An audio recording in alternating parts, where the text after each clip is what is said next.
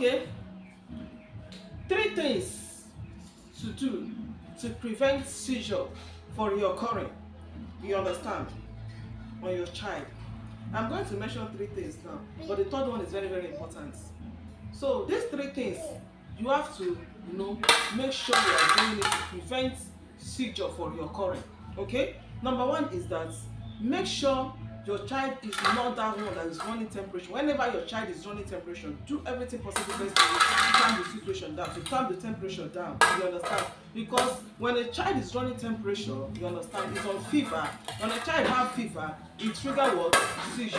So make sure your child is not always having fever. If your child is having little, sickness, treat it immediately. If it is malaria, treat it immediately so that it will not start triggering seizure.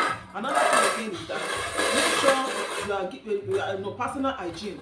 You are putting your child in the right position where your child is supposed to be, in good environment, giving the right food. You understand? Don't give something that is not hygienic, because if you are giving your child, you understand what is not hygiene. No, you are not keeping everything right. Your child may be infected with sickness, and this thing can also trigger what? Seizure.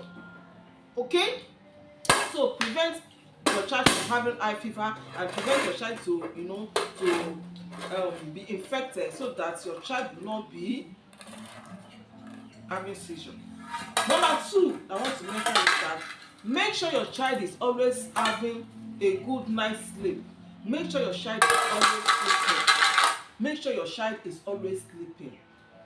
You understand? Because when your child is not sleeping, it triggers what? Seizure.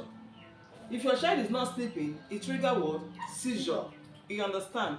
So make sure your child is always sleeping.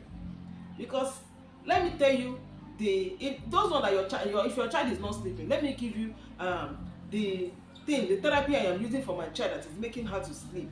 In fact, and it's working for me very well. Let me share it with you. When around 10 o'clock, after you might have finished observing, just observe therapy for your child. Just do this as a routine. It works. Around 10 o'clock, do therapy for your child. When you are finished doing the therapy, you boil hot water. You understand? Massage your child with hot water. I did not say you should go and carry hot water and go and pour on your child though.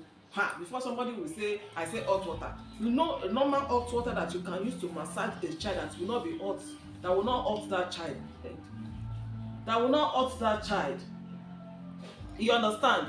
So when you finish massaging that child, hand everywhere, massage the child with hot water. Then you bathe that child. My dear, when you are done, just put the child where you are supposed to put that child. The child will doze off. And that child, the moment the child sleep, the next time that child will wake up is in the morning. And that time you don't sleep half rest. That time you have slept and you have yes, you are satisfied. Instead of that child to be keeping you awake.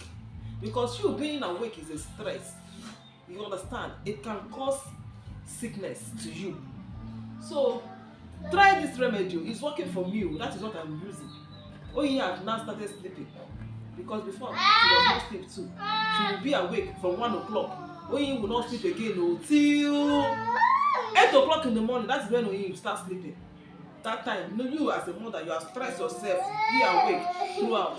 You understand? It works for me. So apply this also to your child. Observe and therapy for your child. Then another thing again, you understand, I talk about is this last one that is very, very important is medication. Make sure you are giving your child the right medication doctor prescribe. You are giving your child the medication doctor prescribe. Don't do self-medication, because the medication this one use and is okay for this child may not be okay for this child. You understand? Yes. Because this I may give this person this, because I know some of you are asking me, which medication am I using? I don't want to give it out, because I may give it out now, you go and use it on your child, it will start reacting, and they will say it is that my special child that gave me the medication I am using. That is why I like, if you want to go to the clinic, when they give you medication, if it's reacting, they will change it for you. You understand? Immediately they will know what to do. Than you doing self-medication, it is very, very, you understand, risky. That is why I didn't share some of the medication I am using. I only share the supplements one, because I don't want to let people to start calling my name, you understand, because everybody have their body system. So give your child the right medication prescribed, that is prescribed. Don't skip it. Don't give today and leave tomorrow, because if it is not well treated, seizure will be reoccurring every time. But when it is well treated and you are giving your child the right medication, the seizure will be reducing. Gradually your child will overgrown it, or it will stop. Because as I speak, my child overgrown her own and it stopped. The moment it stopped, my child started meeting milestones. You understand? So that is the thing. So if this my video is very helpful, please try and share this video, comment, like, okay? If you have any question you want to ask me, please drop it on the comment section. I will make a video about it, or I will answer you directly, okay?